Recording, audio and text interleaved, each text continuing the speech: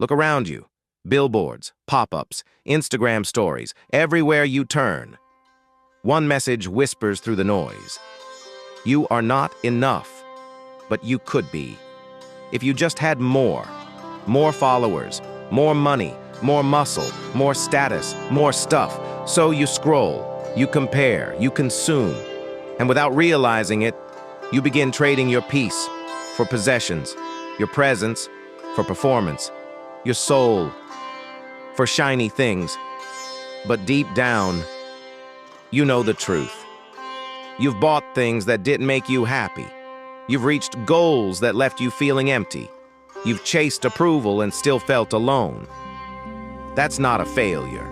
That's a clue. A sign that maybe, just maybe, you've been playing the wrong game. The Stoics saw this clearly 2,000 years ago. They lived in a world full of power and excess, emperors, palaces, gold. And they said, none of this is ours. None of it lasts. None of it matters. To the Stoics, material things were tools, useful but never defining, nice to have but dangerous to depend on. Today we're going to explore 9 Stoic insights that will help you detach from materialism and finally reclaim your clarity. This isn't about becoming poor or living like a monk. It's about becoming free. Free from craving, free from comparison, free from fear. Because once you let go of what you think you need, you discover what you truly are. Let's begin. Insight Butter 1. You own nothing. Marcus Aurelius. You may leave this life today. Let that determine what you do, say, and think. You don't own your car or your house or your clothes. You don't even own your body. Everything you call mine will one day be someone else's, passed down, sold off, forgotten. We are custodians, not owners. Borrowing breath, borrowing time. Marcus Aurelius, emperor of the Roman Empire, wrote in his private notes, "You could leave life right now." And with that thought, he lived better, more aware, less attached. Modern culture has convinced us that ownership equals worth, that the more you have, the more you are. But the Stoics taught something far more powerful. True freedom begins where attachment ends. Seneca said, "We are more often frightened than hurt, and we suffer more in imagination than in reality." We suffer, not because we lack things, but because we fear losing what we think we own. You fear losing your job because you believe it defines you. You fear someone scratching your car because it reflects your identity. You fear letting go because your possessions feel like pieces of your worth. But the truth is this: you are not your things. You are your choices, your discipline, your character. The Stoics didn't hate wealth. They feared becoming enslaved by it. They feared waking up one day and realizing that the things they once owned now owned them. So what's the solution? Practice detachment. Look at your favorite things and say, "I enjoy this, but I do not need it." Carry it with a loose grip, not because it isn't valuable, but because you are more valuable than anything you could ever buy. Live with things. Don't live for them. Because one day when it all fades, you'll realize the only thing you ever truly owned was your mind. Insight 2. Luxury weakens the soul. The world teaches you to chase comfort, the softest bed, the fastest car, the most indulgent pleasure. But comfort slowly kills your strength. The Stoics knew this. They practiced discomfort on purpose. Seneca would sleep on the floor. Marcus Aurelius would rise before dawn to reflect. Epictetus, born a slave, taught that pain is a teacher, not an enemy. Luxury makes you fragile. It teaches you to avoid inconvenience. But life is inconvenient. The man who needs comfort to function will fall apart when the storm hits. So the Stoics trained for the storm. They chose cold showers. They chose fasting. They chose solitude, not out of self-hate, but out of self-respect. Because strength doesn't come from what feels good. It comes from doing what's right. Seneca said, "Set aside a certain number of days, during which you shall be content with the scantiest and cheapest fare." This was not punishment. It was preparation. The goal wasn't to suffer. The goal was to remember that you can, that you are stronger than you think, that you are not your couch, not your coffee, not your comfort zone. Ask yourself, what's one luxury I can let go of, just for today? Not to prove anything to the world, but to prove something to yourself. Trade ease for effort. Trade indulgence for integrity. Trade luxury for liberty. Because the softer your life becomes, the softer your spirit gets. And when life tests you, you'll need a soul that has been tempered in discomfort. A soul that doesn't panic in the cold. A soul that is ready, not just to survive, but to lead, to stand, to endure. That is the Stoic path. That is true power. Insight 3. Desire is endless. Desire is a flame that never says enough. You feed it, and it grows stronger. You satisfy it, and it finds something else to crave. That's the trap. Not that desire exists, but that it's never satisfied. You wanted the phone. Now you want the newer one. You got the job. Now you want the title. You bought the house, and now you want the second one. And all the while, peace moves further away.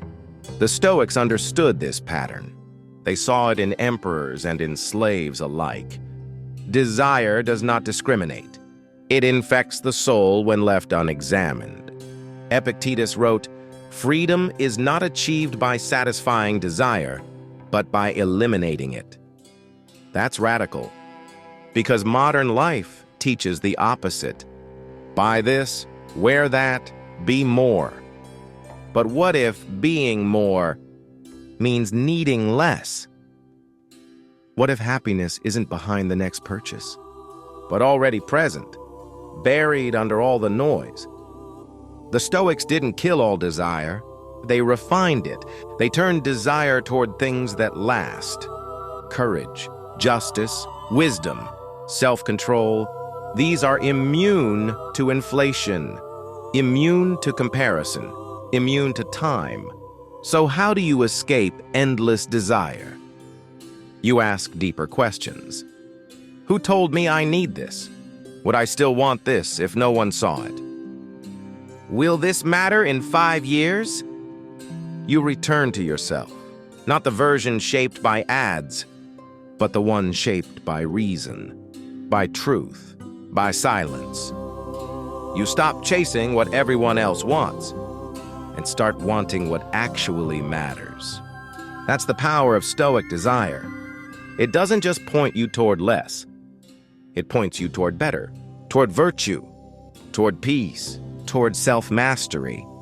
Because the only desire worth keeping is the desire to be free.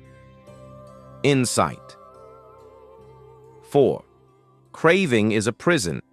Craving feels like desire, but it's something else entirely. Desire may inspire. Craving enslaves. When you crave something, you give it power over your peace. You say, "I can't be happy unless I have this." And in that moment, you hand over your freedom. Seneca wrote, "He who is a slave to his desires is more enslaved than if he wore chains." The Stoics were not anti-pleasure. They drank wine. They enjoyed friendships. They even held power. But they knew the difference between using something and needing it, between enjoying and depending. Modern life teaches you to crave constantly. Crave likes, crave validation, crave the dopamine rush of attention, speed, status. You check your phone every 5 minutes, hoping for a notification. You scroll endlessly, chasing the next thing to distract you. You buy things you don't need, just to feel something. That's not living, that's reacting. That's imprisonment. Craving is a whisper that says, you are not enough. You must chase more. You will only matter when you have this. But the Stoics taught the opposite. They taught that craving is the root of suffering. Not pain, not loss, craving. Because pain may come and go, but craving? That never ends. Unless you end it. So how do you escape the prison? You stop identifying with your wants. You observe them, question them. You ask, is this truly necessary? Would I still want this if no one else cared? What will this cost me mentally, emotionally, spiritually? And most of all, what do I already have that I've forgotten to appreciate? Craving is the mind's way of running from the present, but freedom is found by returning to it. The Stoic doesn't kill all craving. He just refuses to be ruled by it. That's your power too. Detach, observe, breathe. Let the craving pass like a wave, because on the other side of that wave is clarity. And on the other side of clarity is control. The less you need, the harder you are to break, and that is real strength. Insight 5. Enough is a decision. When is enough? Enough. Most people don't know because they've never stopped to ask. They've been told to chase more money, more followers, more hustle, more goals. But the Stoics flipped the question, not, how can I get more? But, how can I learn to need less?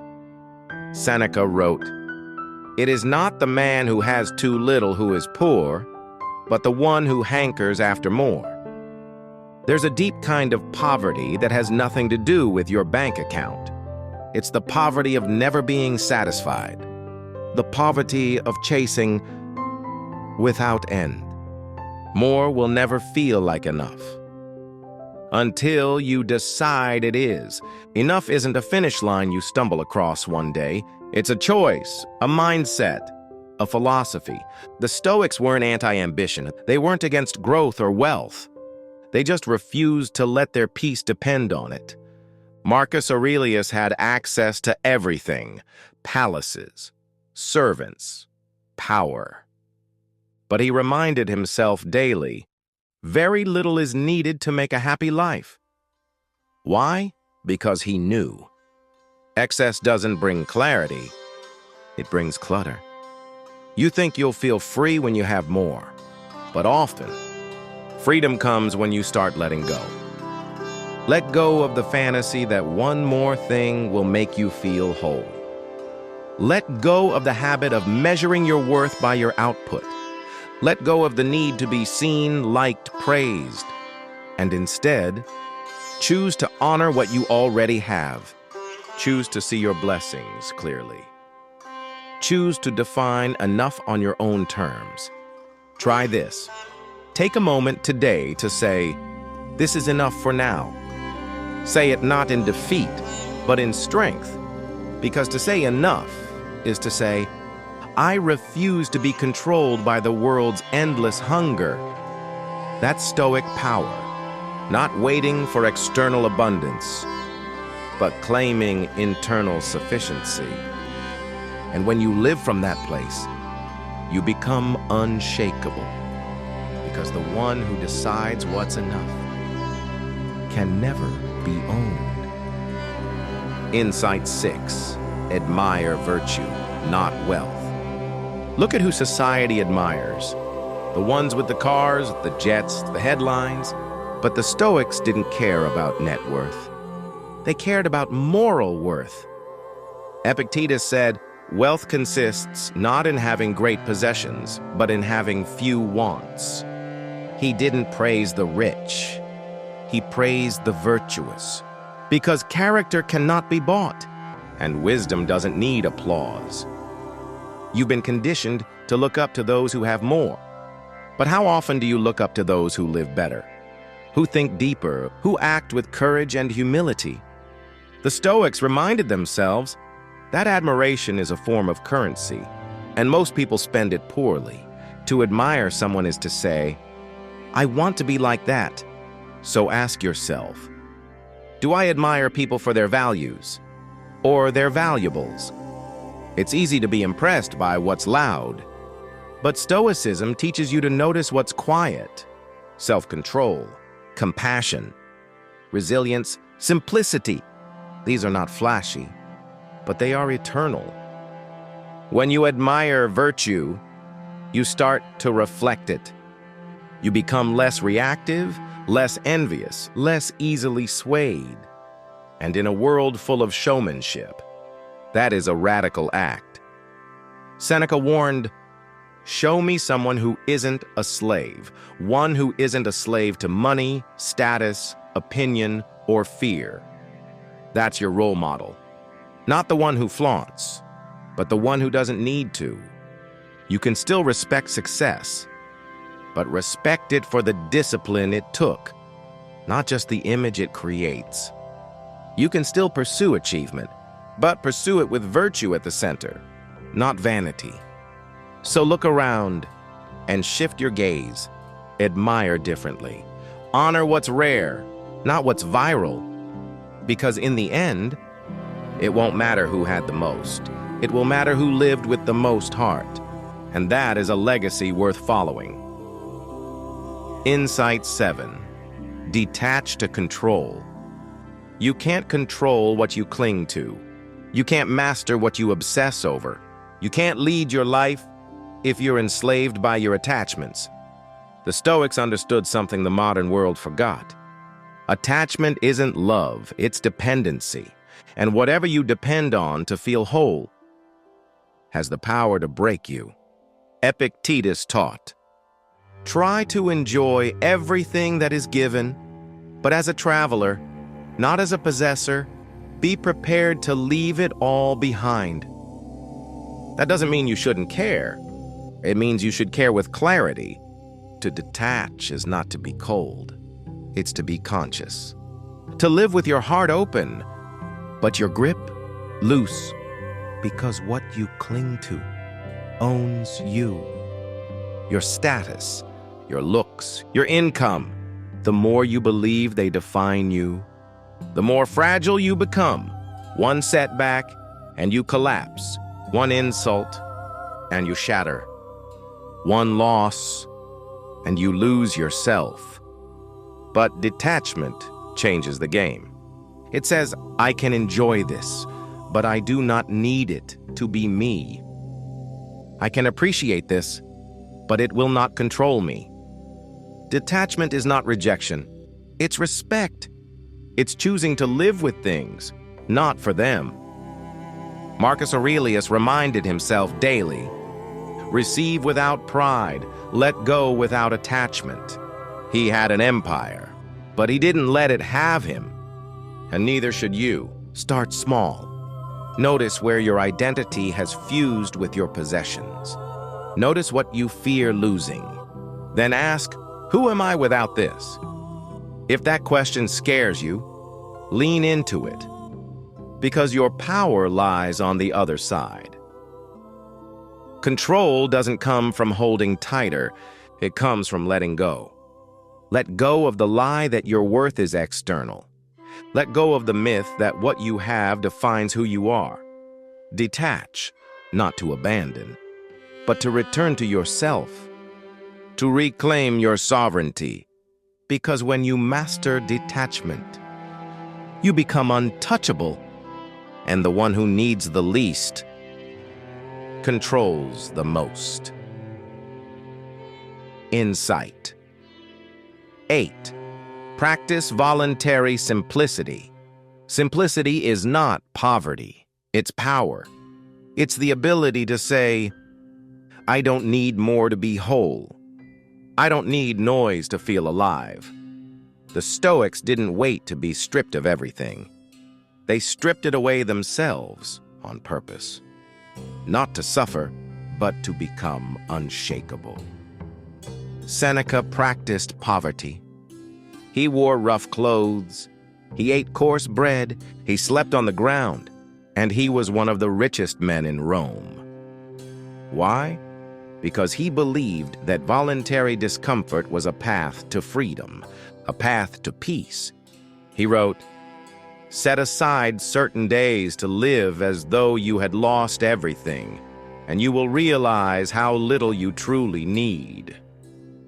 Voluntary simplicity isn't about rejecting joy. It's about refining it. It's about realizing that peace doesn't come from excess, but from clarity. Clarity about what matters. Clarity about what's enough. Clarity about who you are when the noise is gone. In a world that idolizes more, simplicity is rebellion. You don't need 30 tabs open. You don't need 50 outfits. You don't need constant stimulation. You need space. You need silence. You need soul. Voluntary simplicity is a practice, not a destination. You declutter a drawer, then your digital life, then your calendar, then your mind. And with each thing you release, you reclaim a piece of yourself. Try it. 1 day a week. Live lighter. Eat simpler. Unplug, unscroll, unfollow, and notice. You don't feel less. You feel more still.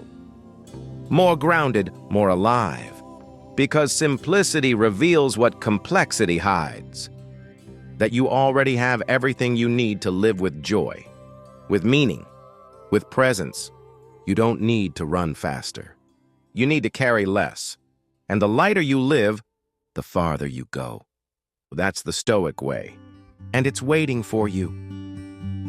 Insight 9. True wealth is within. You've been told wealth lives in your wallet, but the Stoics knew real wealth lives in your soul, not in what you have, but in what you can live without, not in what you accumulate, but in what you embody. You can have millions and be miserable. You can have little and be complete, because wealth is not about having more. It's about needing less. Seneca wrote, "A wise man is content with himself, not with arrogance, but with awareness.